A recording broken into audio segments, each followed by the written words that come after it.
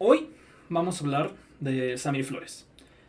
Samir Flores Soberanes fue un activista de Morelos que fue asesinado en febrero de 2019 por luchar contra megaproyectos impuestos sin consulta y a balazos. Eh, es probablemente uno de los activistas que su muerte más marcó cómo se ha visto la lucha de la izquierda desde abajo de la izquierda en los últimos 5 años, ¿no? En los últimos 5 o 6 años. Así como su participación marcaba como mucho de lo que se movía en los ambientes en los que operaba y en los que apoyaba. Eh, Samir era conocido porque cuando pasaban los familiares de Ayotzinapa por Morelos, él les daba apoyo, él les daba dónde quedarse, él apoyaba sus campañas, apoyaba como sus protestas. Eh, Samir viene de la tierra donde nació, donde era activo Emiliano Zapata, ¿no? Cuando la gente habla de zapatismo, ahora pensamos en tanto en el STLN como en el zapatismo original, y los escenarios donde Samir operaba era donde esas dos herencias estaban vivas, ¿no? Eh, yo en lo personal, ¿no? Me impactó mucho eh, lo que es la historia de Samir. Como este es el colectivo en el que participo, ¿no? Se llama la Red de Resistencia y Disidencia Sexual y de Género. Y a veces me preguntan qué significa esto. Esta es una imagen de Samir que viene de una protesta feminista que se hizo. Que recuerdo que en esa época estaba muy debatido sobre la iconoclastia, sobre hacer las protestas, sobre ay, las pobrecitas estatuas, las pobrecitas paredes. Y a mí me marcó mucho esta protesta que hizo porque lo que mucha gente consideró vandalismo, a mí se me hizo una forma de honrar a Samir. Porque para mí, en mi opinión, ninguna persona que se enojaría de que le hicieran esto a un busto o una estatua suya se merece una estatua. Y yo creo que Samir vería esto y diría, no podría estar más de acuerdo con lo que está pasando, ¿no? Eh, a fin de cuentas, si alguien trabajó para unir luchas, para dar a conocer las resistencias contra las múltiples opresiones que tenemos en la vida, fue Samir Flores. Eh, y antes de ir, hoy vamos a hablar de cómo fue el activismo que eventualmente le causó la muerte. Que no era lo único que hacía, ¿no? Samir era alguien que era muy presente en su comunidad, ¿no? Era presente en la junta de padres de familia de su escuela, hacía agricultura sustentable y les enseñaba a otros campesinos a cómo nuevas técnicas. Eh, era, pues, era tan conocido y querido en su comunidad porque era parte no solo de la radio comunitaria de donde él trabajaba, que era en Amilcingo, sino que se conectaba con radios comunitarias de todo el país. Entonces, vamos a empezar viendo este video de una entrevista que le hicieron a Samir. No, fue publicada ya póstumamente, pero creo que esto no hay mejor forma de empezar a hablar de qué fue lo que pasó con Samir Flores que escuchar al propio Samir. Hola, muy buenas tardes, ¿cómo está toda la gente que nos escucha a través de la frecuencia 100.7 FM? Les saludamos desde la comunidad de Amilcingo, lugar donde se encuentra este espacio, y bueno, pues a toda la gente que nos escucha allá en la sede del Pulque y del Durazno, mis amigos de Hueyapan, ¿cómo están? Esperamos que les estén pasando bien. Nos vamos con la información más relevante en el contexto comunitario. Les tenemos que informar en relación a lo que está pasando con el ejido, principalmente que tienen que ver con obras que nos están imponiendo o que le están imponiendo a la comunidad. Bueno, es lo que dice la comunidad, lo que está denunciando, de acuerdo a lo que informa el Estado en las diferentes fuentes de información. Asegura que está en tiene todos los derechos, está actuando con legalidad. Mi nombre es Samir Flores Soberanes, de esta comunidad de Amilcingo, municipio de Temoac, Morelos. Soy originario de esta comunidad, tengo 32 años, soy campesino orgullosamente. ¿Qué es lo que me gusta de mi pueblo? Mi pueblo, pues me gusta todo. Es muy bonito. Sus barrancas, el ejido, ¿no? El campo donde cultivamos, la gente que me topo a diario, mis vecinos, ¿no? La comida de la región, la comida típica. En Amilcingo, pues nos consideramos como un pueblo de lucha. Yo me enteré desde 2011, por ahí ha de haber sido como por marzo 2011. Entonces, resulta que por ahí nos compartió alguien que había un proyecto que se avecinaba, que se llamaba Gasoducto Morelos. En algunos domicilios que llegaba, veía que por ahí estaban algunas camionetas sin razón social, personas con folders. Y decían, no, pues ahora ya están aquí, ya están trabajando, ya el rumor ya no es rumor, ya están trabajando, ya están en mi pueblo. Pero entonces volvíamos con la autoridad, decíamos, ¿qué sabes? No sé nada. Dije, pues ahí andan, no sé nada. Bueno, uno iba a compartir lo que estaba pasando en el pueblo. ¿Y cómo veía uno este proyecto? Llegamos y empezamos a mirar que en Huesca empezaban a bajar. Venían de regreso trabajadores que estaban ya en labor de las obras de la termoeléctrica o las termoeléctricas. Estaban aplanando ya 45 hectáreas. Y decía la gente, qué bueno que vienen a compartirnos información, porque nosotros sabíamos que era una subestación. Nos decían otros que eran una planta de tratamiento de aguas residuales. Pero nunca nos habían manejado que eran 2 termoeléctricas o termoeléctricas y que la CFE está detrás de ello. Una de las cosas que podemos hacer es parar las obras, bloquear las obras. Y a algunos les decíamos, pues fácil, nos atravesamos y ya ponemos unas piedras. Y mañana tratamos de que alguien se digna a platicar con nosotros. Llevaban expedientes, supuestamente, que nos negaron, ¿no? Decían, ahí están, revísenlos, tienen media hora. Y se retiraron. Nunca hubo un diálogo pleno, nunca hubo información. 6 meses de paro de obras que tienen que ver con las termoeléctricas. Por esos 6 meses, algunos nos demandaron que había una pérdida de $50 millones que la Resistencia había ocasionado por la renta de maquinaria y de otras cosas. Nos preocupamos nosotros aquí cuando debemos 1,000, 2,000 pesos, 3,000. Pero $50 millones, pues que le pongan otros 50, de todas maneras no los vamos a pagar. Contradictorio, desde luego, muy contradictorio. Nosotros somos las víctimas, pasamos a ser victimarios. De ahí vino un hostigamiento, la división, despensas, láminas, la clásica, vacas de engorda, borregos, la compra de conciencias, pues. Siempre estuvieron ahí resguardando las obras con policías del mando único, policías municipales. En Amilcingo la gente todavía no creía esta situación. Cada 8, cada 15 días en las bocinas nos la pasábamos informando, así como un balance de la semana. Empezamos a pintar bardas en las calles. Llegamos hasta donde hoy está la radio comunitaria. Ahora ya está en FM. Pero todo empezó así, con una bocina, 2 bocinas, luego eran 3, y luego hicimos una torre. Luego, de manera de relajo, decíamos, la radio bocina. Esto vino a fortalecer la lucha. Ya teníamos un espacio de difusión más grande, pues. Y entonces, indudablemente, la radio vino a fortalecer. Como personas oriundas o lugareñas, arraigadas al campo, no estamos dispuestos a renunciar a nuestros derechos, pues.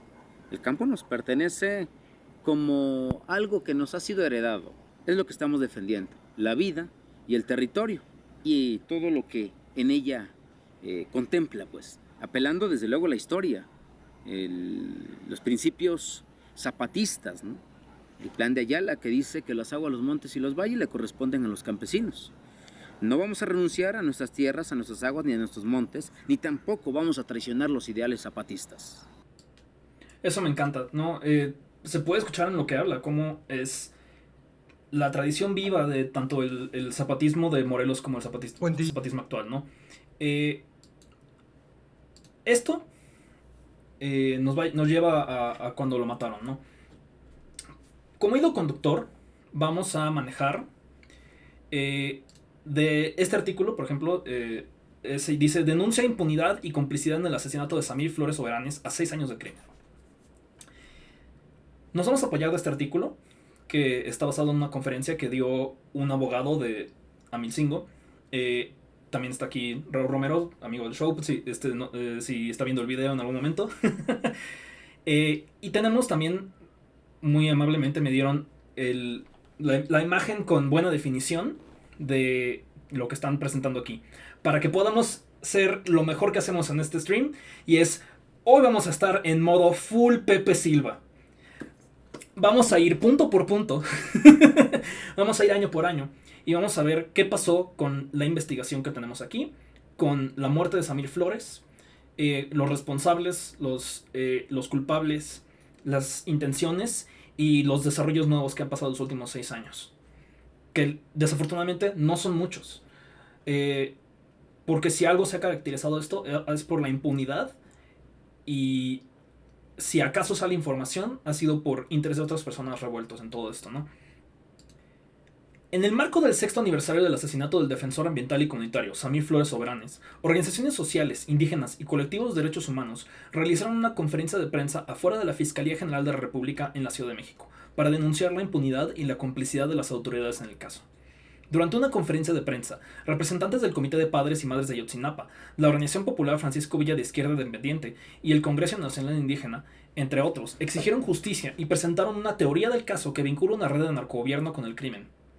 Samir Flores, reconocido defensor de los derechos de los pueblos originarios y opositor del proyecto integral Morelos, fue asesinado el 20 de febrero de 2019 en Amilcingo, Morelos. Según denunciantes, su muerte fue resultado de su lucha contra megaproyectos y su defensa del territorio, lo que lo convirtió en un objetivo del crimen organizado y del gobierno, ¿no? Y aquí tenemos, haremos zoom, y pues bueno, ya conocimos a Samir, ¿no? De la propia boca de Samir, ¿no? Samir luchaba contra este proyecto porque, como dice David Portal en el chat, ¿no? Sería un error catastrófico poner una termoeléctrica en una zona con mayor actividad volcánica, ¿no? Desde el principio, no... así fue como operaron los megaproyectos, como han operado los megaproyectos en toda la historia de México, ¿no? Pero el momento donde pasó esto, ¿no? El mero principio del mandato de López Obrador es extra doloroso por cosas como esta, ¿no? Consulta decidirá continuidad de la planta termoeléctrica en Huesca. AMLO. Esto fue una promesa de AMLO. AMLO prometió que iba a meter mano para detener la planta termoeléctrica en Huesca y darle, como la Organización de Naciones Unidas y múltiples tratados que obligan a México a tener una responsabilidad con los pueblos originarios. AMLO prometió que iba a ayudar, así como hizo lo que su primer acción en gobierno en estos temas fue detener el aeropuerto, ¿no? Con todo de que todo lo que eso ha traído, ¿no? Detuvo el aeropuerto, pero lo mandó para otro lado, no es como que tampoco hayan consultado en Santa Lucía, ¿no? Esa fue probablemente su primera y última acción como alguien que escucha a los pueblos, y una poco de muestra de lo que iba a traer, porque después de que se notó que AMLO no solo no iba a detener el megaproyecto en Huesca, sino que lo iba a empezar a apoyar a todo lo que podía dar, ocurrió esto, que el 19 de febrero Samir devela las afectaciones del proyecto integral Morelos en el foro de Jonacatepec frente a Hugo Eric Flores, delegado federal enviado por Obrador para resolver el conflicto de la termoeléctrica. Después de ese día, el 10 de febrero, Obrador anuncia consulta al PIM y ataca a opositores, llamándoles radicales de izquierda conservadores, y son los que llamaron a no votar. Entre los señalados de radicales de izquierda fue Samir. Aquí lo tenemos a AMLO diciendo esto. Y también, yo entiendo que hay ambientalistas auténticos, pero también hay intereses creados.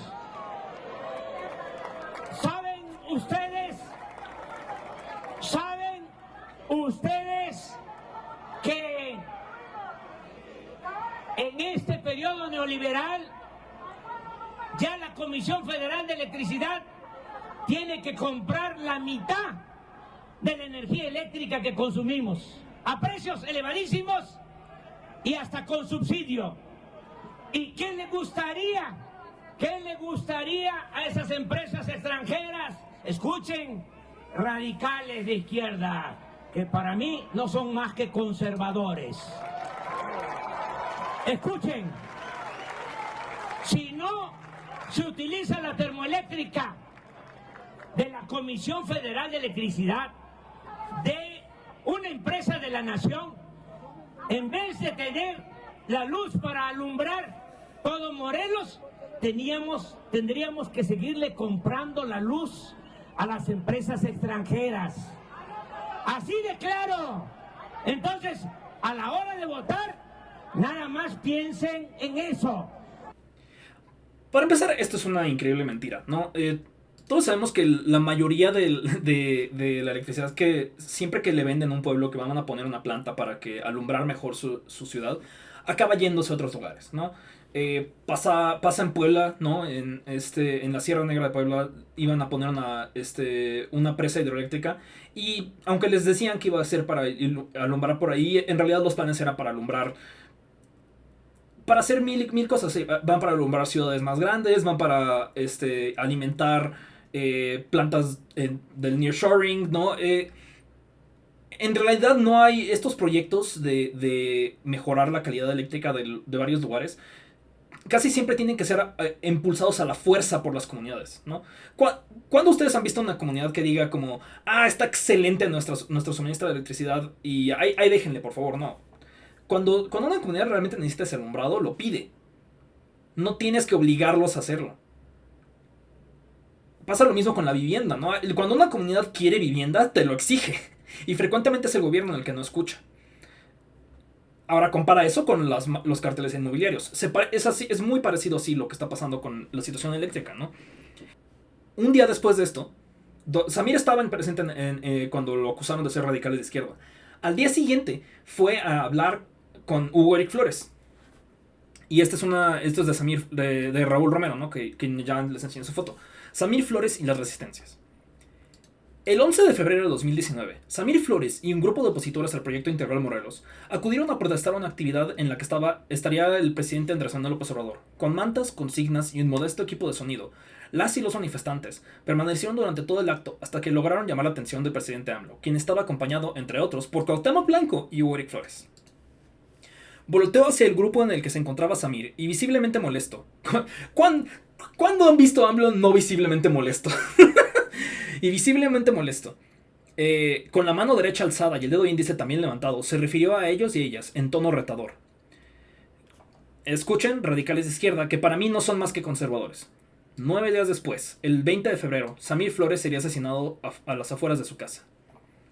No ha sido la única vez que AMLO ha descalificado a personas, pueblos y organizaciones sociales que expresan el dolor y el descontento de un país que sigue desangrado día a día.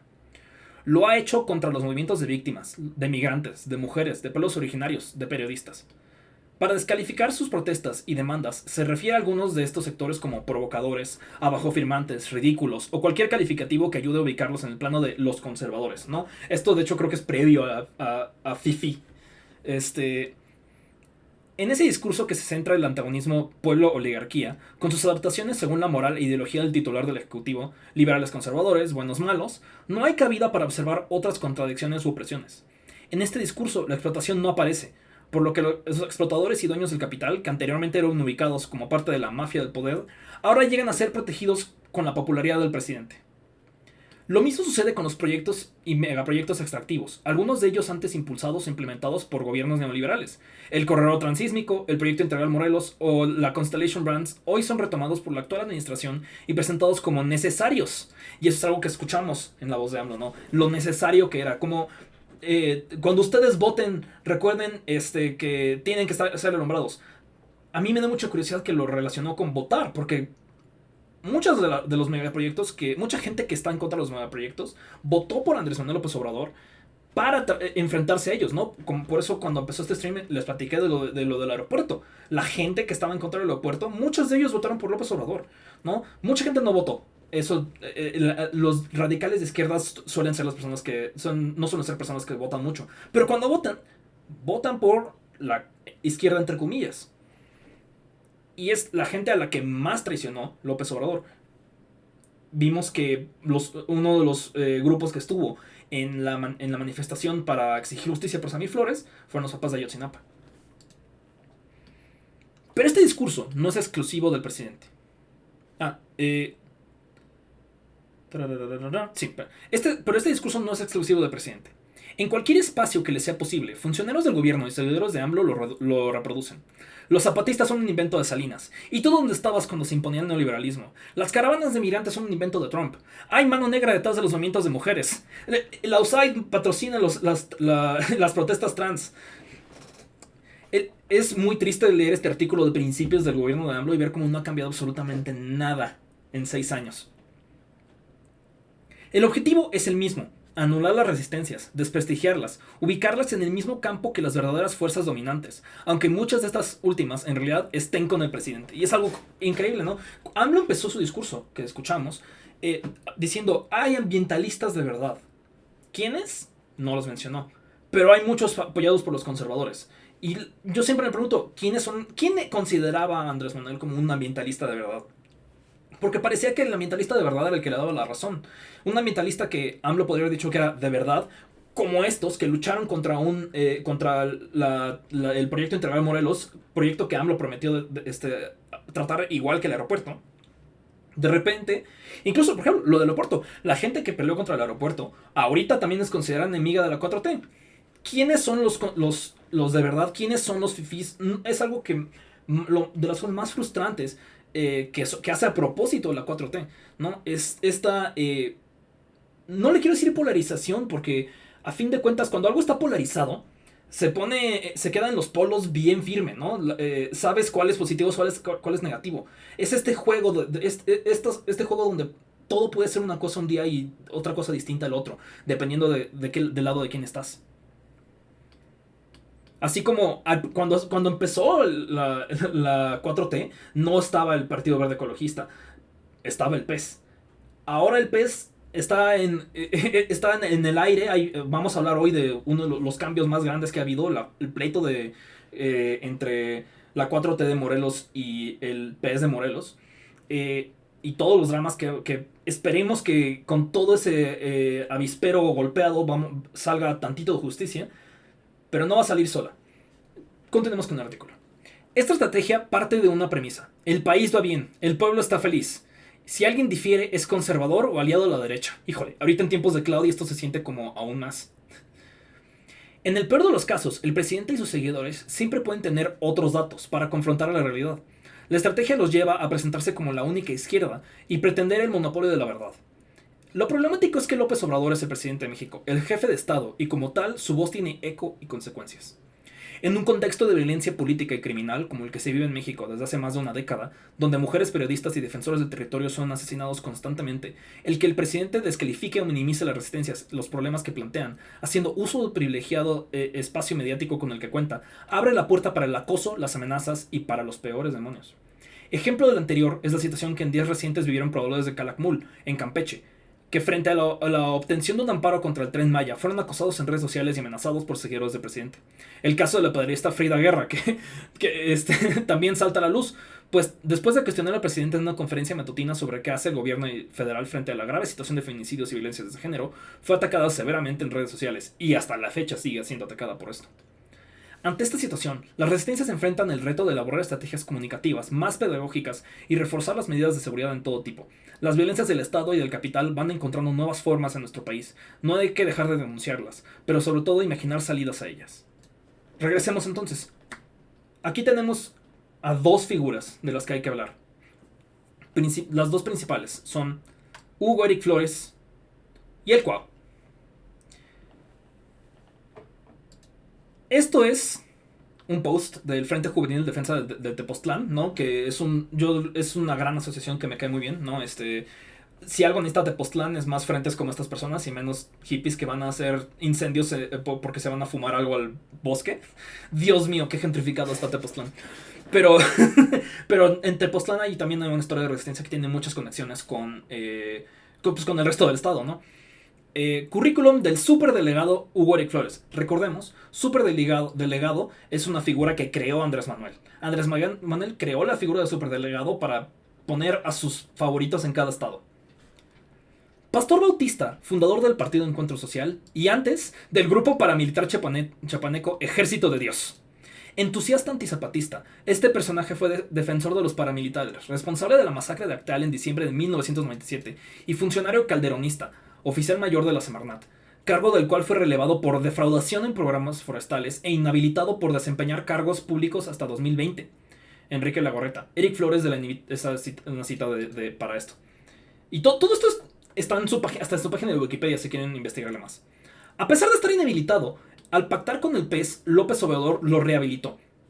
Actualmente fue nombrado vocero de Obrador en el estado de Morelos y encargado de realizar los diálogos, que ya vimos cómo son esos diálogos, con los pueblos afectados por el PIM, en donde se ha dado la tarea de criminalizar, ignorar y anular las voces de las y los científicos, técnicos, campesinos y activistas en contra del proyecto.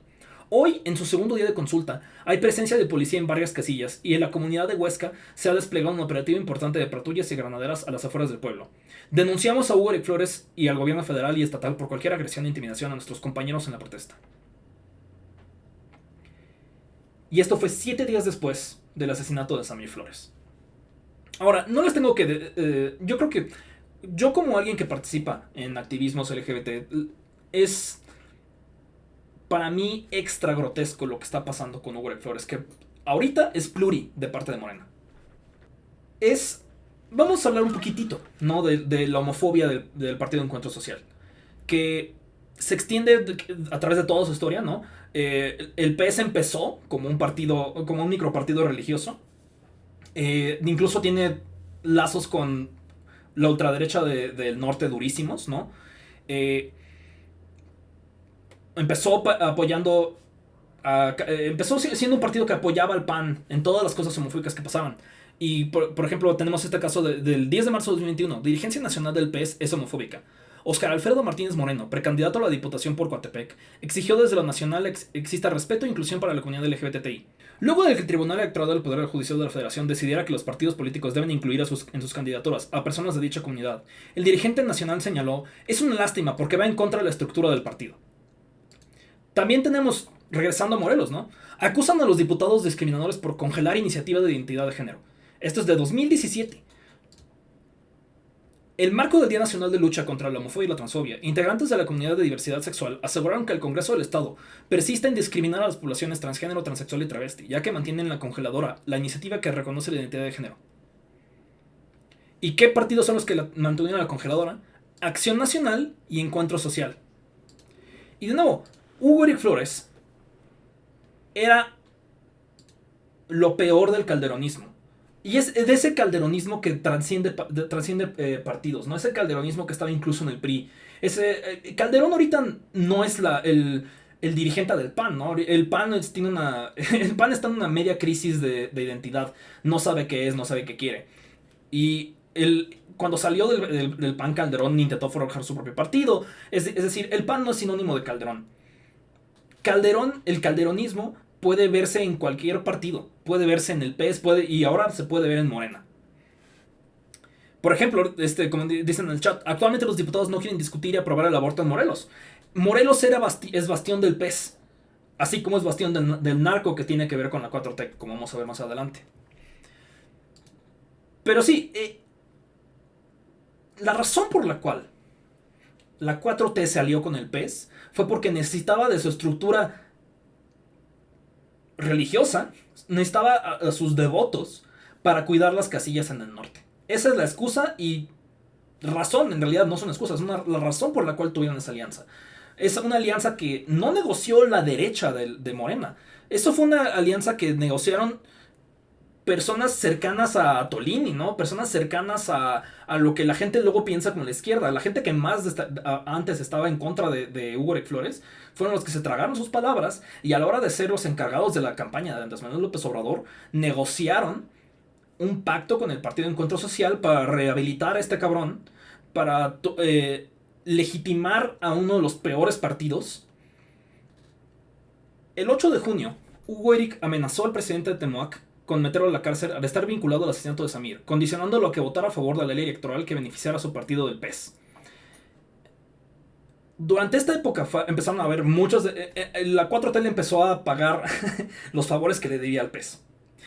Durante el evento con el que empezamos, el abogado Juan Carlos Flores, del Frente de Pueblos en Defensa de la Tierra y el Agua, y representante de los familiares de Samir, detalló que tras 6 años de investigación han identificado una red de narcogobierno detrás del asesinato. Según la Fiscalía General del Estado de Morelos, 4 personas pertenecientes a la célula criminal Los Aparicio están vinculados al crimen: Asael N., Salvador N., Javier N., el Telemalco y el Paisa. 2 de ellos, Asael y el Paisa, habrían sido asesinados posteriormente, lo que sugiere una red de poder y corrupción. Además se señaló a Angelina N., alias La Patrona, líder de Los Aparicios y extesorera del municipio de Temuac, quien fue detenida en noviembre del 2023 por cargos de crimen organizado, homicidio, secuestro y narcotráfico. Angelina está vinculada con Valentín N., y el presidente municipal de Temuac durante el asesinato de Samir Flores, y Hugo Eric Flores, el líder del Partido Encuentro Social y operador político del Proyecto Integral Morelos. También denunciaron al expresidente Andrés Manuel López Obrador por hostigar y descalificar al comunicador en eventos en Morelos. Los denunciantes también mencionaron la existencia de narcomantas y amenazas que vinculan a Hugo Eric Flores y al exgobernador de Morelos, Cuauhtémoc Blanco, con el líder del cártel Jalisco Nueva Generación. Según los testimonios, estas mafias habrían actuado en conveniencia con las autoridades locales y federales para silenciar a Samir, quien se oponía abiertamente al proyecto energético y denunciaba la corrupción de la región. Cuando mataron a Samir, él iba de camino a otra protesta como la que vimos el video, ¿no? Cuando lo mataron estaban buscando evitar que pasara lo que pasó en ese video, un AMLO enojado.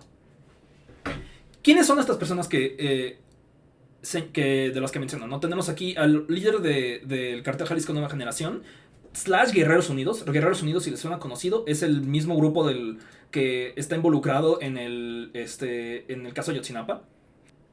El Comando Tlahuica, no, es el que supuestamente fue el encargado del asesinato. Y aquí tenemos una explicación de esta foto. ¿Qué pedo con esta foto, no? Creo que mucha gente estuvo alrededor de esta foto. Cuauhtémoc Blanco, si le preguntas, esta foto fue porque, quién sabe, ¿no? Ya sabes cómo son los fans, querían que hiciera la Cotemilla.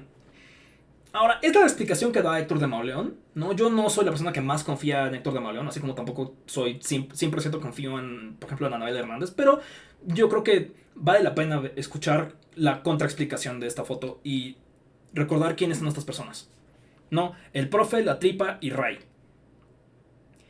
En enero de 2022 se difundieron algunas fotografías en las que se ve al actual gobernador del estado de Morelos, Cuauhtémoc Blanco, con Raimundo Castro Salgado, conocido como el Ray. Él era el líder del cártel Jalisco en el estado. En la imagen también se encuentran 2 jefes criminales, Homero Figueroa Mensa, el Tripa, e Irvings Eduardo Solano Vera, el Profe, que recientemente fue arrestado, por cierto. Cuando se dieron a conocer las fotografías, que fueron tomadas unos años antes de su difusión, en 2017, Bravo Blanco señaló que el momento de tomarse las fotografías al lado de los narcotraficantes desconocía su identidad, pues dijo: soy tan buena gente y me saco fotos con todo el mundo.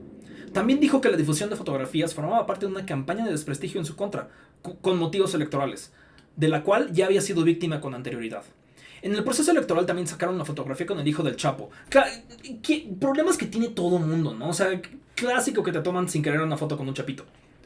Yo no sabía ni quién era, pero como soy tan buena gente y me saco fotos con todo el mundo, no le voy a negar la foto a nadie, porque soy una persona que viene de abajo, declaró en la conferencia de prensa. Sin embargo, Agustín Alonso Gutiérrez, presidente municipal de Coatepec, Morelos, tiene otra versión. Así la dio a conocer el periodista Héctor de Mauleón en su columna En Tercera Persona. En el texto en el que da a conocer la declaración de Alonso Gutiérrez, se explica que en los meses de marzo o abril de 2017, Blanco, quien entonces era alcalde de Cuernavaca, Morelos, lo llamó por teléfono para invitarlo a una comida en la parroquia de Asunción en Coatepec. En el lugar, Alonso encontró una mesa larga de más de 20 personas, entre ellos el senador Ángel García Ñáñez y el secretario particular de Blanco, Edgar Río.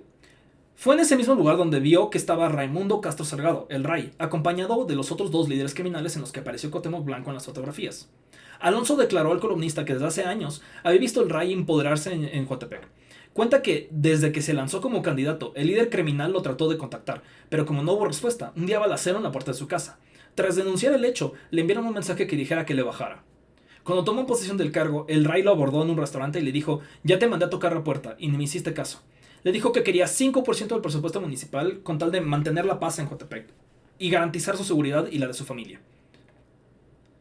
Entonces, Alonso viajó a la Ciudad de México para pedir apoyo de Renato Sales Heredia, quien entonces era titular de la Comisión Nacional de Seguridad. Se enviaron agentes de inteligencia al municipio y se hizo un operativo para detener al narcotraficante, quien finalmente recibió el pitazo y logró escapar. Clásico. Le mandó un mensaje a Alonso, ya sé que fuiste tú. Alonso narró que tras esto, recibió un llamado de Bravo Blanco para invitarlo a una comida y ponerse de acuerdo para arreglar los problemas en Morelos. Alonso se sorprendió al ver al Ray sentado en el lado de Blanco. Sin embargo, el criminal no se inmutó y la comida transcurrió con calma. Cuauhtémoc le habló para ir a un cuartito que se encontraba al costado... ¡Ay, Dios mío! Se me movió todo esto. Que se encontraba al costado del comedor.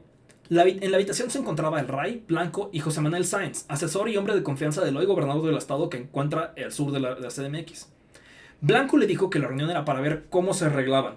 El Ray explicó que quería 3 millones de pesos al año para calmar la bronca. El líder criminal también dijo que convenía arreglar el problema, pues tenía un proyecto grande más adelante.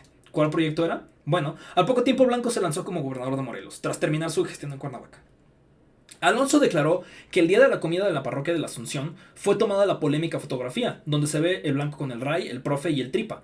Alonso pagó la extorsión durante 2017 y 2018, así como los primeros meses de 2019. Pagó hasta que el Ray fue detenido por fuerzas federales.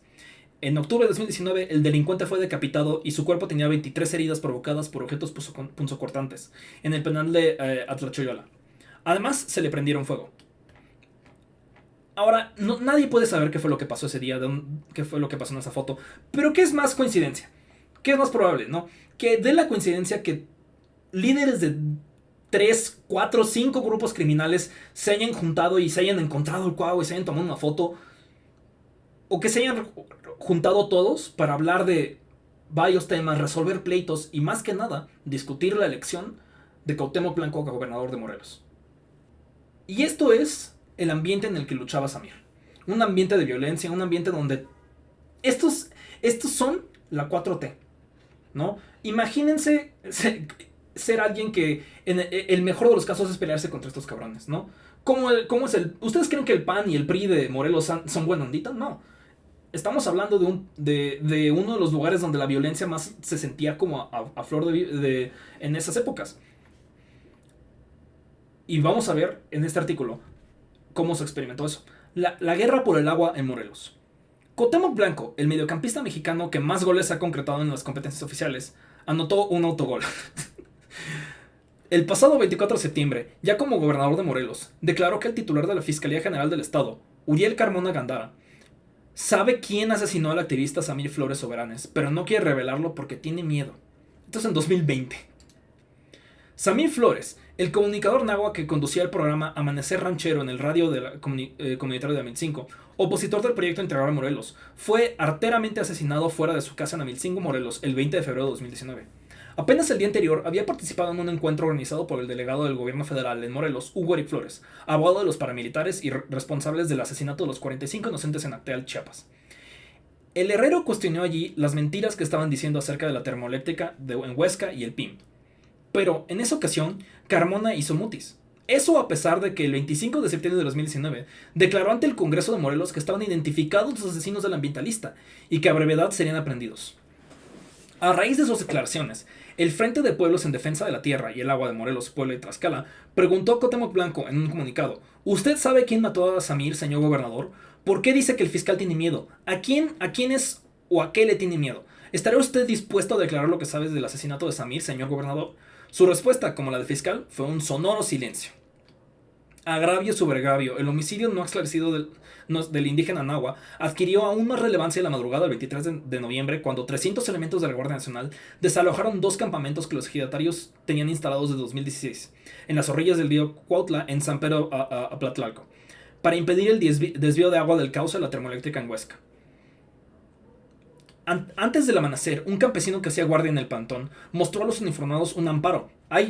Solo para aclarar, hay como 14 amparos en esto de Huesca. Ellos respondieron que no querían verlo. La CFE y la Secretaría de Gobernación han declarado falsamente que no hay impedimento legal para reanudar las obras. Pero los ejidatarios cuentan con 19 amparos vigentes. Ahorita son 14, en ese momento eran 19. Y suspensiones del plano contra el PIM. 9 por el agua del río Cuautla y contra el acueducto. 3 más contra el acueducto, entre los cuales se encuentran 2 de los pueblos náhuatl de Amilcingo y Atlixco. Y otro contra la termoeléctrica, interpuesto por Huesca desde 2014. Pero eso al gobierno federal le tiene sin cuidado. El agua del río Cuautla la usan los campesinos para sus siembras.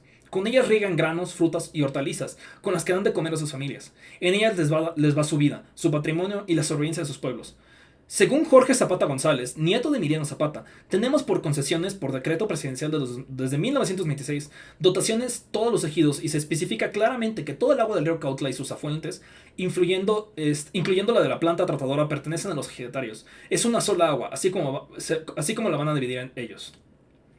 No siempre existió este choque entre el obradorismo y los pueblos morelenses.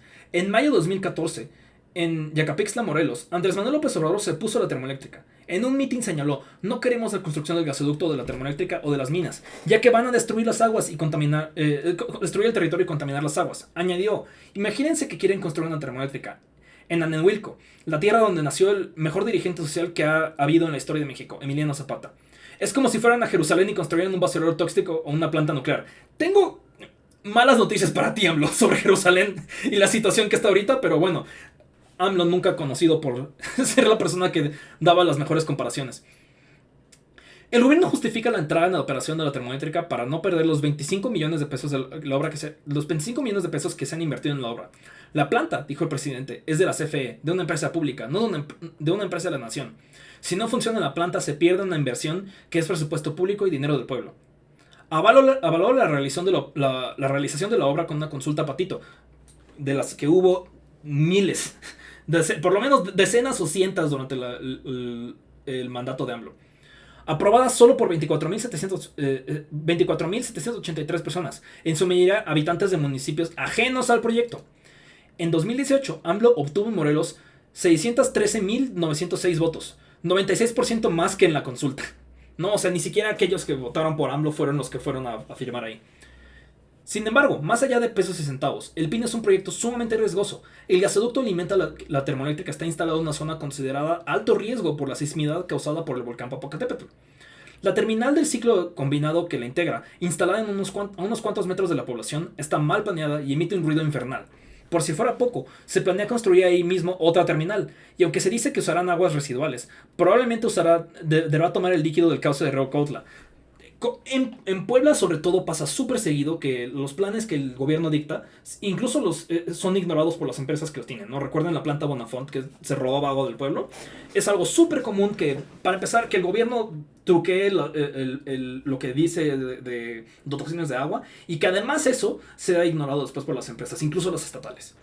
En Morelos, el agua, como la tierra, es de quien la trabaja. A sus pueblos, su defensa le viene como herencia, y han sido fieles a ella. Así lo hicieron los zapatistas, jaramillistas, Bin Flores, tío de Samir, asesinado como él por defender su pueblo, y Samir Flores. Como hace 100 años, en la actual guerra por el agua, los herederos de Zapata y Jaramillo se disponen a hacer valer su legado. Todo lo de los culpables de este caso se ha estado manejando de la forma más nefasta posible de parte del gobierno y de parte de los integrantes del PES, ¿no? Toda la gente que tiene la sangre en las manos en esto, o sea, lo ha estado solo manejando como pleitos internos, como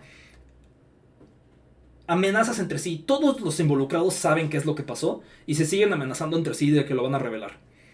Por ejemplo, el 2 de julio de 2020 aparece Narcomanta firmada por el señorón del cartel Jalisco Nueva Generación, diciendo a Hugo Eric Flores que no extorsione a presidentes municipales, refiriéndose a lo que pasó con el presidente Temuac, ¿no? Recordándole su compromiso a cambio de pacificar, lo que ofreció acusándolo a él y a Cuauhtémoc Flores de traidores. Y ha habido ya varias mantas, ¿no? Por ejemplo, el 13 de noviembre de 2024, detienen a la padrona, identificado como líder de los Aparicio, tesorera municipal de Temuac por el partido del PES, mamá de Azael, esposa de Arturo Aparicio y suegra de Valentín Lavín. Su detención no se debió al caso de Samir ni a lo vinculado del caso, ni ha tomado testimonio a pesar de estar señalada en el expediente como la persona a la que le fueron a pedir asesinar a Samir. En enero de 2022, aparece Narcomanta amenazando al gobernador que no desentiende de acuerdos. Es decir, todo esto lo que se firmó aquí y lo que se ha estado amenazando desde que fue el gobernador, se llega amenazando, por ejemplo, que no se desatiende de acuerdos o darán datos exactos de la muerte de Samir y le mandan saludo a Hugo Eric. Ha habido una cantidad de cuerpos y narcomantas en Morelos solo sobre este tema. ¿No? Solo sobre este tema. Ha habido suficientes para hacer un mapa Pepe Silva de la situación. Y el PES ni siquiera es el único involucrado, ¿no? Aquí tenemos que Javier N., alias El Temalco, está vinculado a la dirigencia estatal del PT en Morelos. Se le vincula el Carrete, el líder de los cárteles de los rojos. Los rojos, que ya hemos hablado de los rojos en este stream, ¿no? Los rojos son una llaga herida en México a lo largo de múltiples estados. Porque así es como opera la 4T. No, así es como opera la 4T, así como operó el PRI antes, ¿no? Con sus micropartidos satélite.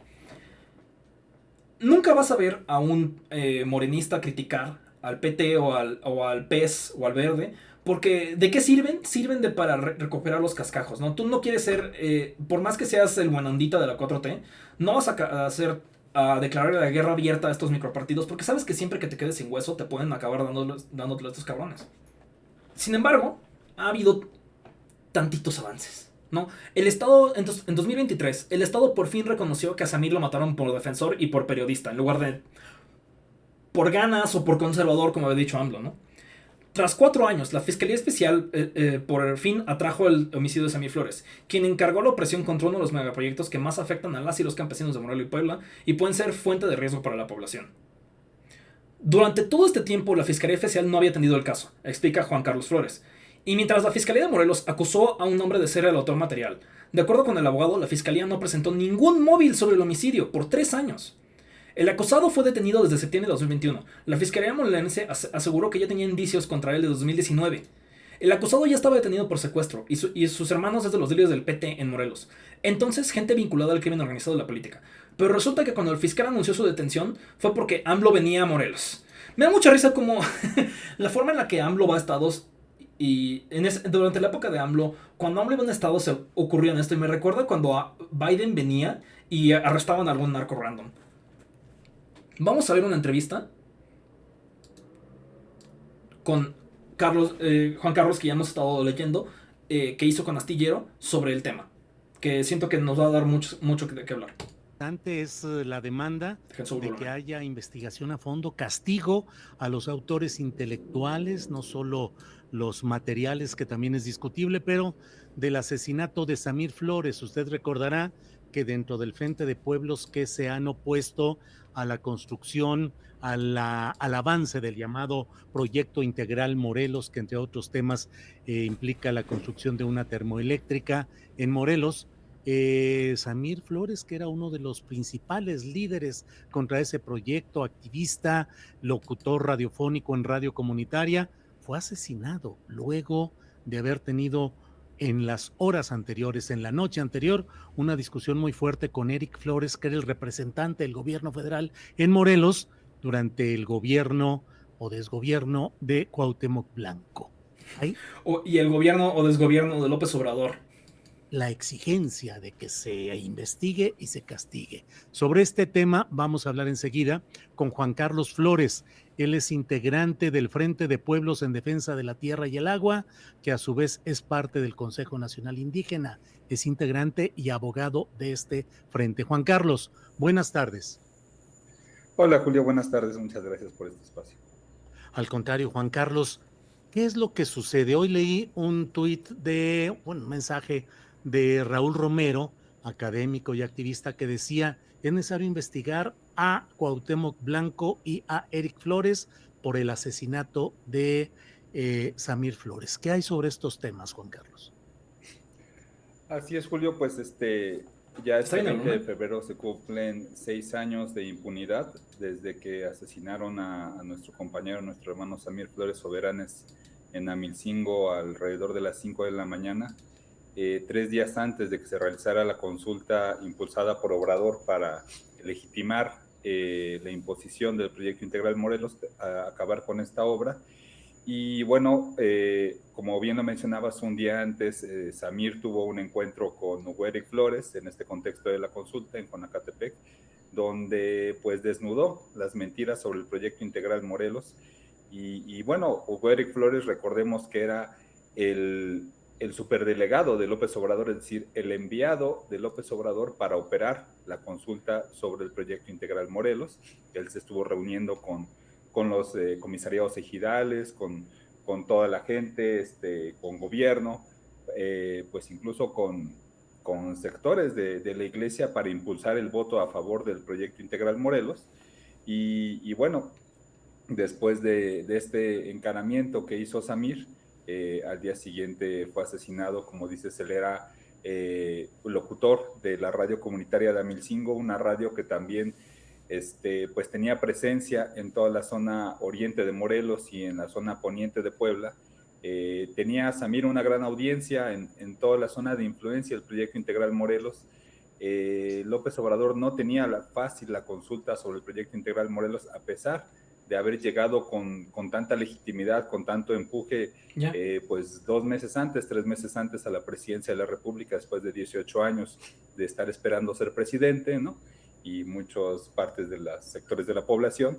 Bueno, llega con esa legitimidad, pero no con la suficiente fuerza para imponer un proyecto tan, pues tan denunciado, tan repudiado al que se había opuesto por el estado de Morelos y también por Puebla y Tlaxcala, ¿no?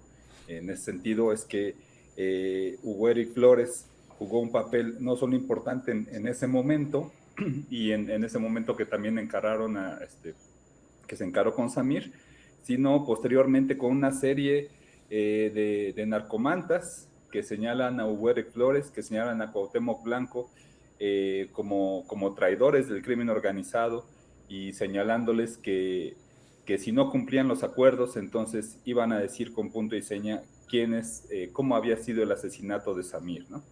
Esto en un contexto también donde, o sea, no solamente son las narcomantas que están ahí colgadas, que muchas veces la fiscalía pues se guía por esas, pues por esas pugnas, ¿no? Entre grupos del crimen organizado que se anuncian, que se acusan, sino también por la foto, ¿no? Una foto que salió pues hace un par de años, o 3 años aproximadamente, de Cuauhtémoc Blanco con los principales líderes del crimen organizado en Morelos, el RAI del Cártel Jalisco Nueva Generación, el profe del Cártel Jalisco Nueva Generación y Guerreros Unidos, y Homero Figueroa Arias La Tripa del Comando Tlahuica, ¿no?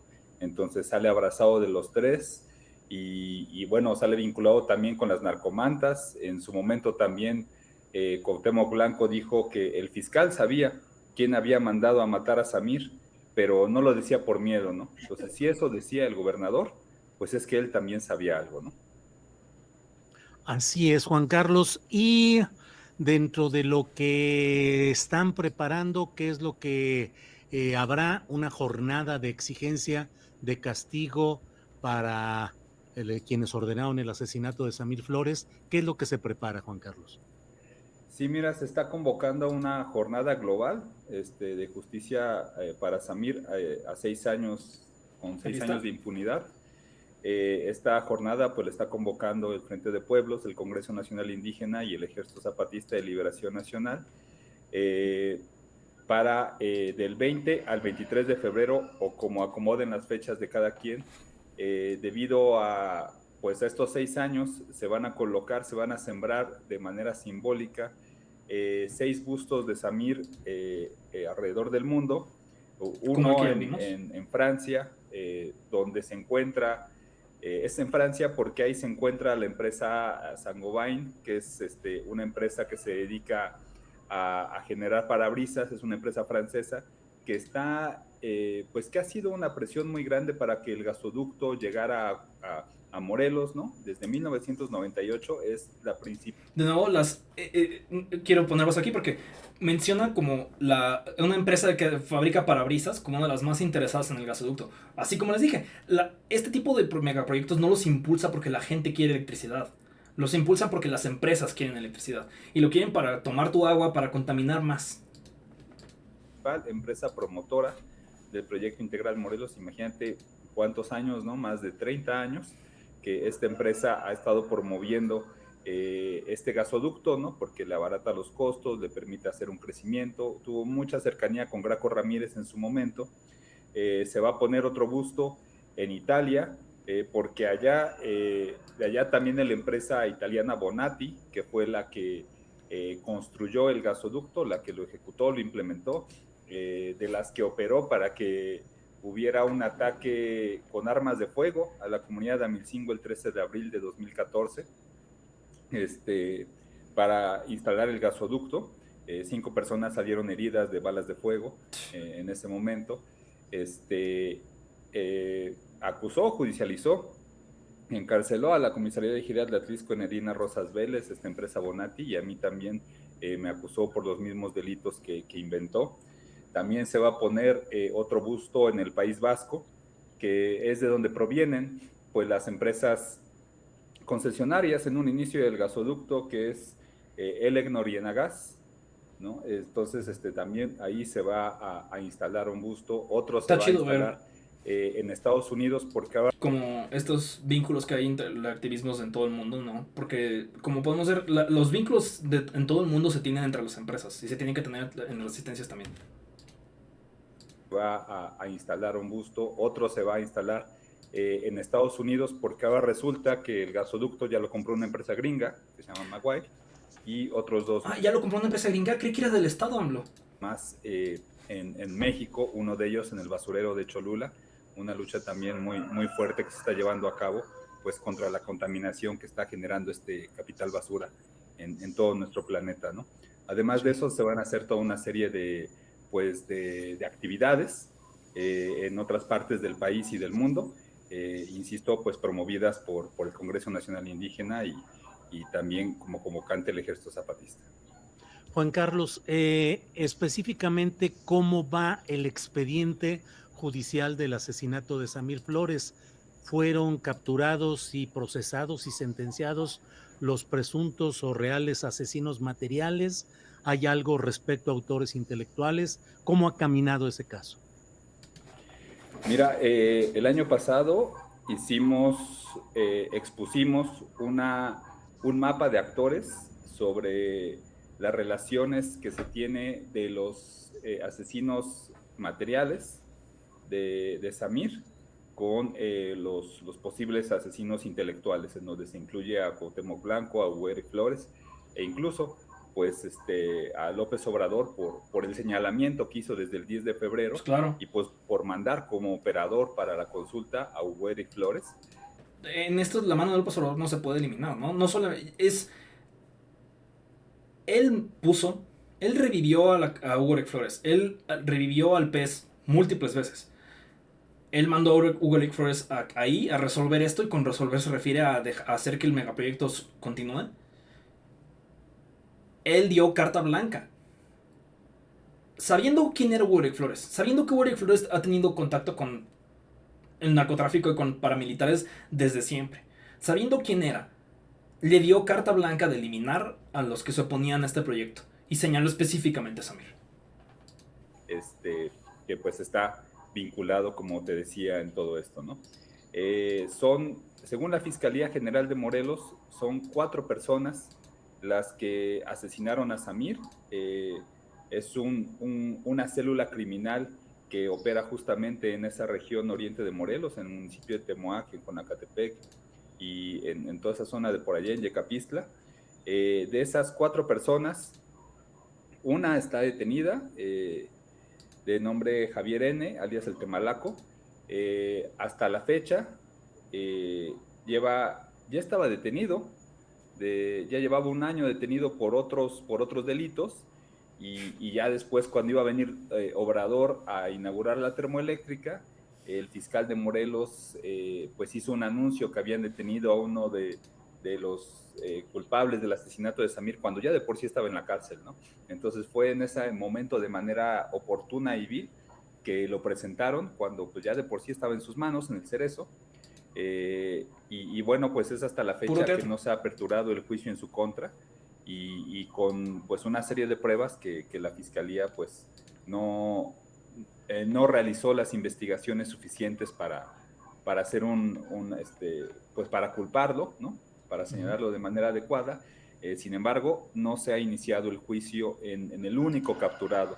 Hay otras 2 personas de los asesinos materiales de Samir que ya murieron, ¿no? Fueron asesinadas. Eso te da de qué hablar, de la gravedad y de la red de poder que está detrás del asesinato de Samir. Son 3 testigos principales los que señalan a este grupo delincuencial denominado Los Aparicio, que fueron los que asesinaron a Samir, y de estos 3 testigos, de igual manera, 2 ya están muertos y 1 ya no se localiza en ninguna parte, está pues desaparecido, nadie lo encuentra.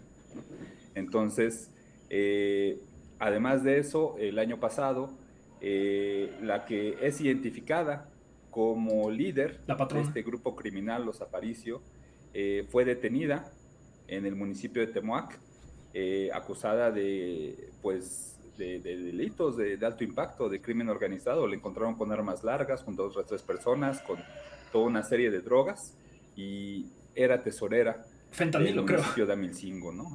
Del municipio de Temoac, al cual pertenece Amilcingo. Entonces, eso te tiende la red de cómo las autoridades están dentro del crimen organizado, o el crimen organizado está dentro de las autoridades municipales, y cómo estas a su vez tendieron lazos con el gobierno estatal y federal para hacerle este favor, dicen las narcomantas, a Hugo Eric Flores y a Cuauhtémoc Blanco, de hacer a un lado a Samir en febrero de 2019.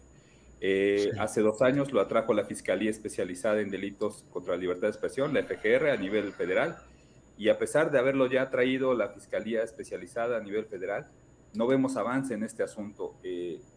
Se capturó a esta persona, que te digo, en noviembre por otros delitos, y no hay una vinculación, no hay una investigación. Sí, toda la gente que ha sido capturada por este tema ha sido capturada por otras cosas, y los que estaban señalados por esto o están capturados por otras cosas, o están muertos, o están desaparecidos. No hay nada que indique que están moviendo un solo dedo por justicia de Samir. De ella, con el asesinato de Samir, que está haciendo la Fiscalía, a pesar de encontrarse dentro de la carpeta de investigación.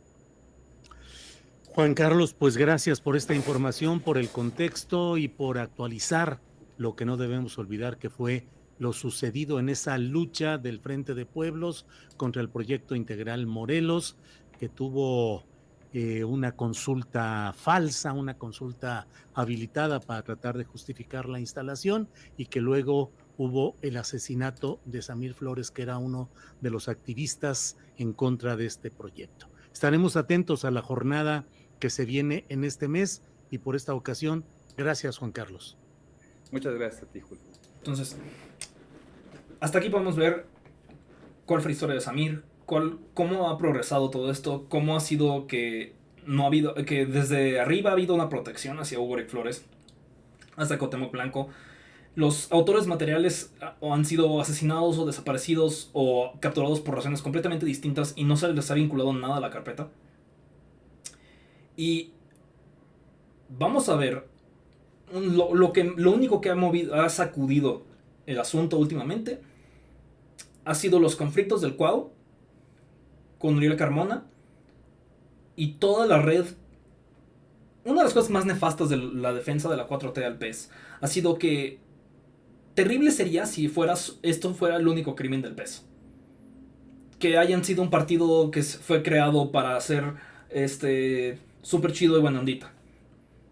Pero no solamente es un partido que es solo un frente para una iglesia. No solamente ha sido estar lleno de criminales, conservadores, paramilitares. Vamos a ver este TikTok de Ana de Volcánicas sobre Cuauhtémoc Blanco y las denuncias que tiene. La nueva jugada de Cuauhtémoc Blanco para proteger abusadores. Este 6 de febrero, la Fiscalía de Morelos presentó una solicitud en la Cámara de Diputados que busca retirar la inmunidad procesal al diputado y exgobernador morenista Cuauhtémoc Blanco. Recordemos que Cuauhtémoc Blanco es investigado por la presunta violación en grado de tentativa a su media hermana, Nidia Fabiola N. Según la víctima, Cuauhtémoc Blanco intentó abusar sexualmente de ella cuando él era gobernador de Morelos y ella trabajaba en la Secretaría de Desarrollo Económico y del Trabajo entre 2019 y 2023. El intento de agresión habría ocurrido en la propia residencia oficial Casa Morelos. Ante la solicitud de desafuero de la Fiscalía, o sea, de suspender la inmunidad parlamentaria o el fuero constitucional del tipo para que pueda ser procesado, interpuesta por el exfiscal de Morelos, Uriel Carmona, el político negó haber cometido el delito, asegurando que siempre ha actuado en el centro del marco legal y respetando los derechos humanos. Perdón, tengo que... la audacia patriarcal. Sí. ni siquiera, si fuera solamente de este tema me daría risa, pero ¿cuándo ha actuado en eso Cuauhtémoc Blanco? Le juro que es probablemente de los gobernadores más corruptos que ha habido en la historia de México. Dando los derechos humanos. La audacia patriarcal.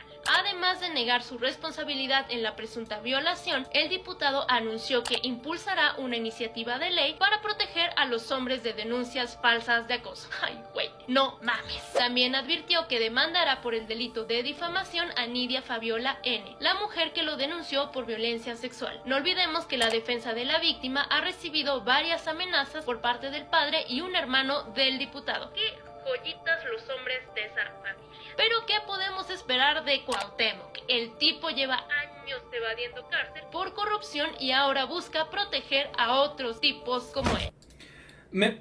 Nada te hace ver menos culpable que intentar pasar una ley en contra de denuncias falsas, sino a la no más presos inocentes.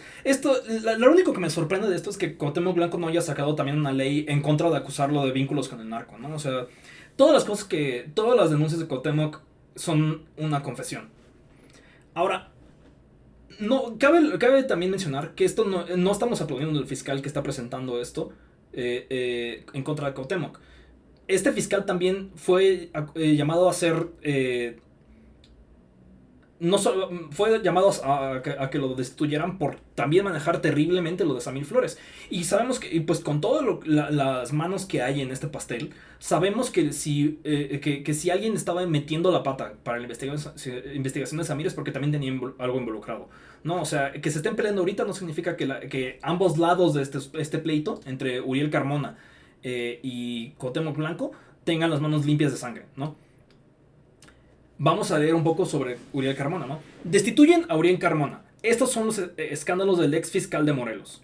En sus 7 años frente a la Fiscalía General del Estado de Morelos, Uriel Carmona estuvo envuelto en diversos escándalos.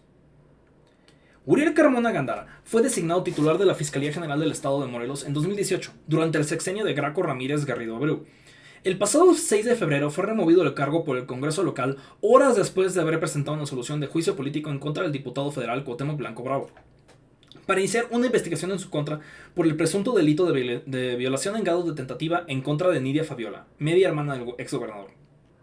El fiscal duró apenas 7 de los 9 años que podía desempeñar en el cargo. En los últimos meses de su paso por la FGE, se vio envuelto en escándalos durante toda su gestión, pero bueno, que incluso lo llevaron a la prisión en 2023 por diversos delitos. Entre ellos, el presunto encubrimiento del feminicidio de Ariadna Fernanda, joven localizada sin vida en la carretera de México-Tepoztlán. Creo que esta es una de las cosas que más llamó la atención sobre este caso, ¿no?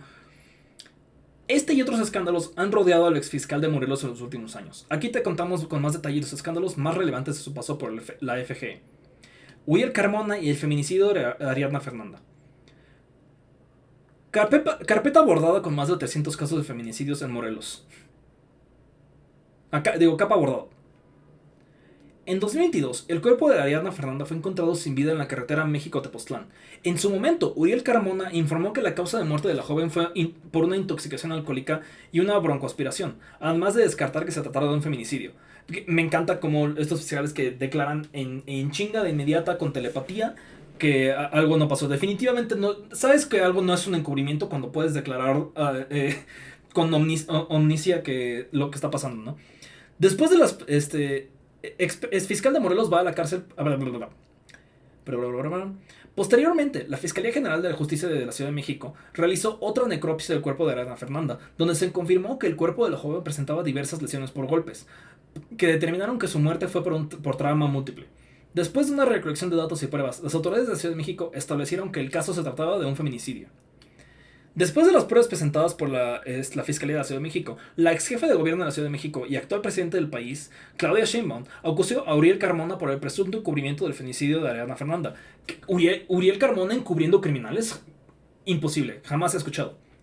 Por lo anterior, en agosto de 2023, el exfiscal de Morelos fue detenido en Cuernavaca, en un operativo donde participaron elementos de la Fiscalía de la Ciudad de México, la Fiscalía General de la República y la Secretaría de la Marina, y que llevaron al penal de máxima seguridad del Altiplano en Almoloya de Juárez, Estado de México.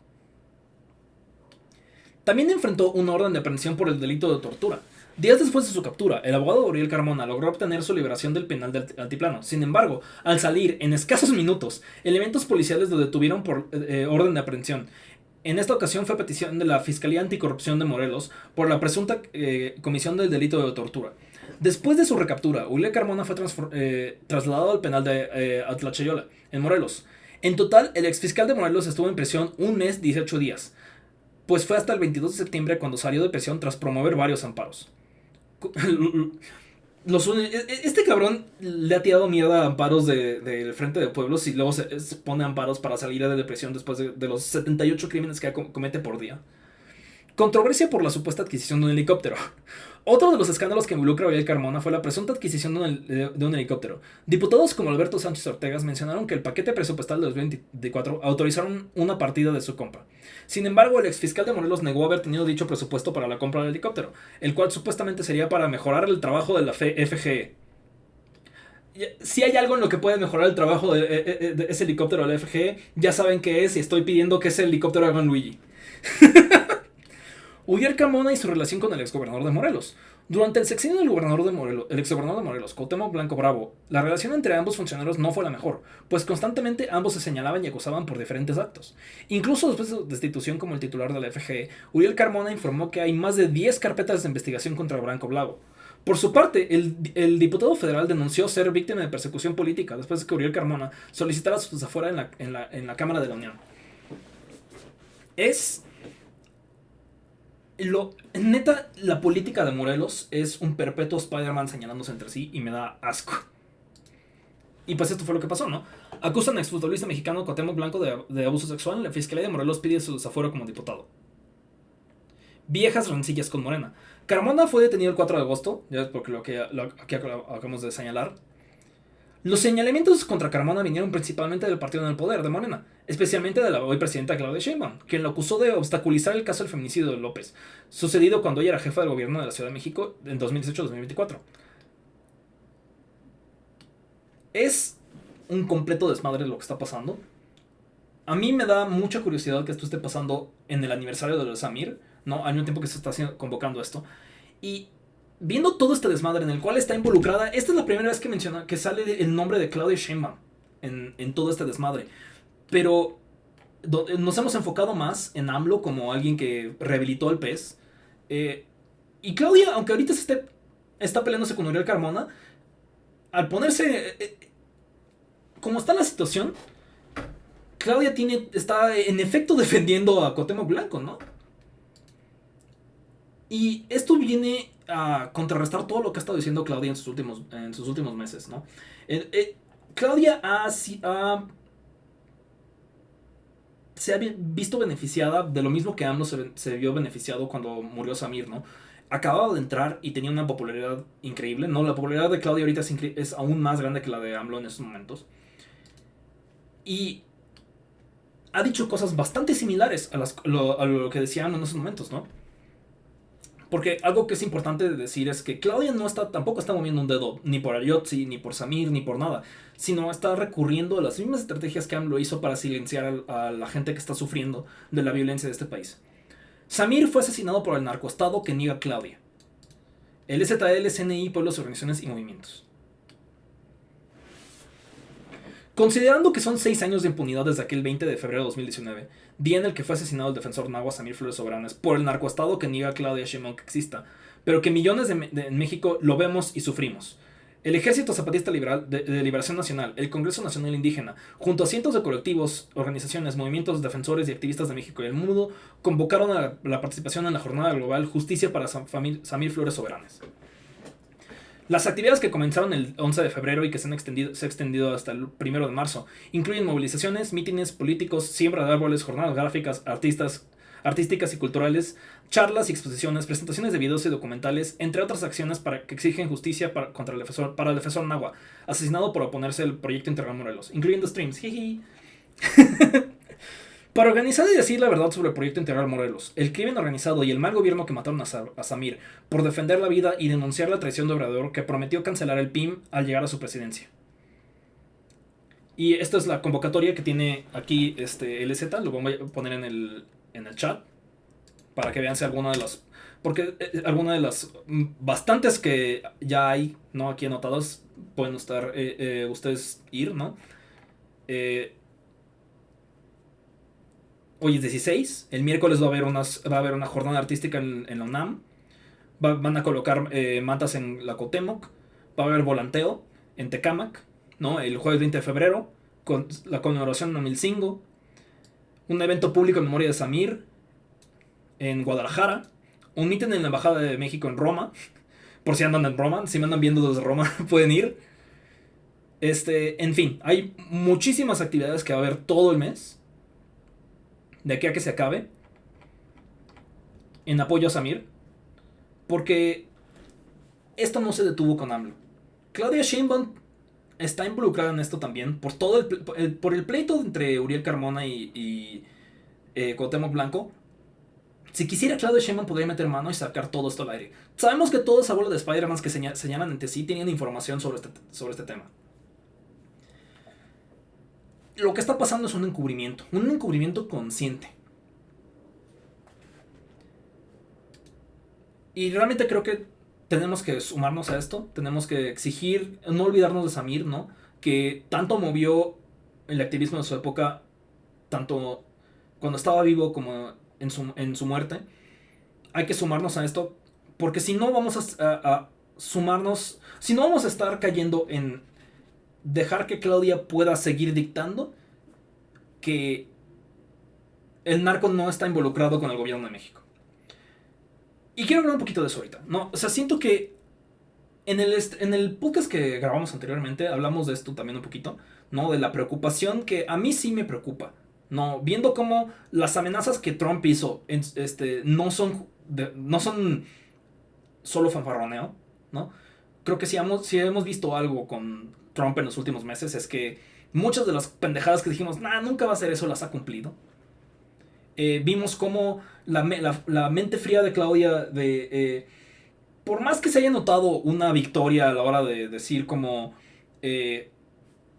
dizque hacer jugarretas con Trump cuando le exigió que pusiera más militares en la frontera y puso más militares en la frontera. Los medios de comunicación estaban peleándose si era una victoria de Claudia, una victoria de Trump, al final todo el mundo decidía que todos ganaron y todos perdieron. Y sí, ignorando que quienes perdieron fueron los migrantes. Eso es un caso que se está replicando en todos los temas en los que tiene que ver la violencia en México, ¿no? La gente se enfoca en si ganó Claudia, entre si ganó la oposición, y no nos estamos dando cuenta que en esta violencia perdemos todos. No, quienes estamos pagando la violencia en este narcoestado, le digamos terrorista o no, nos opongamos a la imposición de Trump o hagamos cooperación voluntaria para que entren sus militares o no, quienes van a sufrir y quienes no nos va a liberar, los soldados griegos no van a entrar a liberar a la gente de la violencia a la que se enfrentó Samir, ¿no? No hay un interés de Estados Unidos, no hay un interés de México, no hay un interés de Morelos por encontrar justicia para Samir Flores. Entonces hay que ser nosotros quienes echamos el grito. Y quiero acabar este stream leyendo este articulito sobre dónde está ahora el pueblo de Amilcingo, ¿no? Dónde está ahora el legado de Samir. Para cerrar de forma positiva, creo que sería muy bonito leer esto. Amira Flores Velázquez tiene 20 años y estudia Psicología Social en la Universidad Autónoma de Puebla. Aún tiene fresco en la memoria el 20 de febrero de 2019, cuando asesinaron a mansalva a su papá, el indígena nahua de 36 años, radialista y campesino orgánico y defensor del pueblo de Amilcingo, Samir Flores Soberanes. Con voz entrecortada por el dolor y tratando de contener el llanto, cuenta, esa mañana lo fueron a despertar a 3 personas. Era cerca de las 5:30. La casa no tiene barda ni cerca, está en un callejón. Entraron y hablaron con mi abuelita. Le dijeron que lo querían ver para arreglar un espacio en la radio. Ella, confiada, llamó a mi papá. Él salió. Lo sacaron unos 2 metros. A pocos minutos escucharon los balazos. Los asesinos dejaron una cartulina. A mí me tocó verlo tirado. A 2 tiros le dieron. Soy su hija menor. Somos 4. Mi más pequeñito iba a cumplir 2 años. Desde ese momento nos quedamos sin papá. Ese día fue un caos total. Fue un golpe tan grande que nos sentimos desprotegidos, tan doloroso que a todos nos dolió. Unos celebraron por su asesinato. A los demás se nos cayó el mundo. Samir se encargó de defender el agua de nuestra localidad. Inició la lucha contra la termoeléctrica de Huesca, Morelos. El megaproyecto ya estaba planteado en el sexenio de Calderón. Dio inicio entrando Peña Nieto. Hasta el día de hoy sigue. Mi papá fue reuniendo a varios compañeros a las localidades, a muchos pueblos para explicar la problemática que se venía. Apenas unos días antes de que lo mataran, fue una asamblea a Jonacatepec, donde se discutía el proyecto integral de Morelos. Allí chocó verbalmente con Hugo Flores, abogado de los paramilitares de Acteal y delegado del gobierno federal de Morelos. En la madrugada siguiente lo ejecutaron. Esta lucha lleva 12 años. Mi papá también fue fundador de una radio comunitaria en Amilcingo y 2 radios comunitarias de los alrededores. Las radios fueron un gran elemento para los pueblos que estaban cerca. Por allí se daba información de la termoeléctrica. Era un pueblo muy fuerte y se mantenía en lucha, pero el crimen organizado se volvió más feo y la delincuencia un poquito peor. El narco se apoderó de la comunidad. Antes no se veía eso. Esto es bastante clave, ¿no? O sea, la gente piensa en el narco como algo que pasa en etapas de la gente que le cayó mal, ¿no? O sea, hablamos del narco como algo que apareció con Calderón, ¡puf! No, hay algo que llegó AMLO y se esfumó. Y no vemos que en muchos lugares, dependiendo de si la 4T quería que... donde sea que el Estado quisiera que hubiera narco, había narco. El narco no es una figura que solamente solita se da, que se maneja como con sus propios intereses. También tiene que... Por eso es difícil decirle a la gente que le preocupa lo de Trump que no hay un narcogobierno. Porque el narco opera donde el gobierno quiere que opere en muchas ocasiones. Ahora, a las 8 de la noche ya no hay nadie en la calle. Cuando estaba mi papá, a la 1 los niños todavía estaban jugando. Había puestos y negocios vendiendo. La gente tiene miedo. Hasta se les hace normal escuchar sobre las personas que matan. O escuchar balazos. O ver camionetas con hombres armados. No pasa nada. Ya se lo hizo costumbre. No, pues ya vimos como hasta costumbre ver que todas las narcomantas que hay. Antes, gracias a él, no estaba tan potente. No le tenía miedo a nada. Podía pararse enfrente del gobernador, que en ese entonces era Graco Ramírez, o de Peña Nieto, y decirles que es lo de los pueblos que queríamos y lo que no queríamos, lo que necesitábamos, lo que exigíamos. Formaba parte del Frente por la Defensa de la Tierra y el Agua en Morelos, Puebla y Tlaxcala y del Congreso Nacional Indígena. Cuando estaba, mi papá era nuestro protector, no solo de nosotras. Decía, lo hago por mí, por mis hijos y por los hijos de los demás. Fue lo que hizo y se lo agradezco. Hasta ahora, a cada rato me llegan amenazas. Han intentado acercarse a mí de manera no tan agradable, también a mi mamá. Samir formaba también parte del comité de padres de familia de la escuela Emiliano Zapata, del centro de Amilcingo, dañada por los sismos del septiembre de 2017. El gobernador Graco Ramírez, de oscura trayectoria, y los representantes ejidales acordaron construir nuevas aulas con recursos de la termoeléctrica, pero las autoridades quitaron la clave de la escuela y se la llevaron a otro lugar.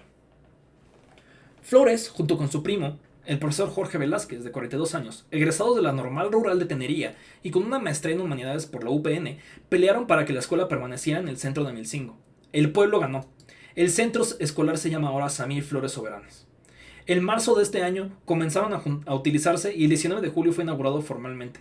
Para festejarlo organizaron un festival de murales que rescatan la resistencia. En la escuela, explica el maestro Jorge, trabajamos para no permitir que el crimen organizado nos robe a los muchachos. Nos los quieren quitar. Nosotros decimos no.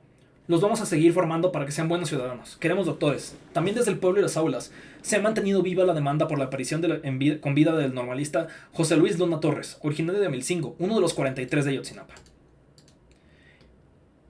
En parte por eso visitaron la Normal Rural, a pesar de todas las trabas que les puso la autoridad educativa, que cree que es una madriguera de vándalos o algo peor. Salieron en 2 autobuses un viernes. Al llegar a la Raúl Isidro Burgos, los niños corrieron consignas solidarias. Los normalistas se sorprendieron y admiraron. Los estudiantes morelenses dejaron en claro que los ayotzi son sus aliados, sus amigos y son siempre bienvenidos. Como lo son también los normalistas rurales de Panotla, de Teleles y de Amilcingo. Ellas colaboraron en la escuela con los niños. Tanto Samir como Jorge son sobrinos de Bim Flores, luchador social de la región clave en la fundación de la Normal Rural Emiliano Zapata,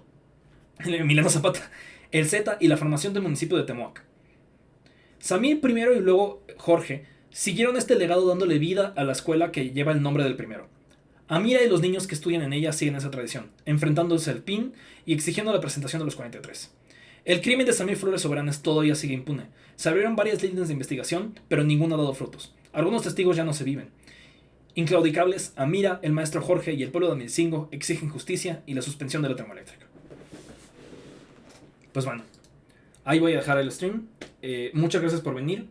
De nuevo está el link en el chat y lo voy a dejar también incluido cuando sube el video de YouTube, que trataré de apurarme, para que puedan de aquí a que empiece marzo asistir a alguno de los eventos de esta convocatoria que está haciendo el CNI y el ZLN para sumarse a denunciar la impunidad que lleva ya 6 años del asesinato de Samir Flores. Impunidad que el gobierno sabe perfectamente que podría con un chasquido detener y que aún así continúa. Que se han abierto un montón de líneas, que hay tantos hilos que jalar que no se han jalado. Y lo único que parecen haber estado interesados es en extinguir los hilos que ya tienen. Entonces no dejemos que estos hilos se quemen y tratemos de seguir exigiendo que esta impunidad se acabe. Entonces nos vemos. Bye. No sé cómo acabar mejor que con este articulito. Y pues sigamos atentos a lo que pasa en Amilcingo, ¿no? Porque se ha debilitado mucho desde... Lo triste de todo esto es que el asesinato de Samir hasta cierto punto funcionó, ¿no? Aunque llamó mucho más atención al problema en Amilcingo, también se ha debilitado mucho la organización interna en Amilcingo, ¿no? Ha habido muchos problemas. Ha continuado la compra de gentes, como mencionó Samir en el video que vimos al principio, ¿no? La termoeléctrica, por lo menos la mitad de ella, está activa y está contaminando las aguas de por ahí. Y la única gente que se beneficia de eso no son los pobladores de por ahí, son las empresas que están intentando conseguir eso, ¿no? Entonces,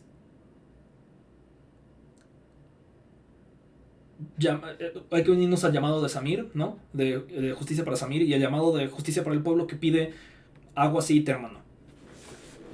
Hasta luego.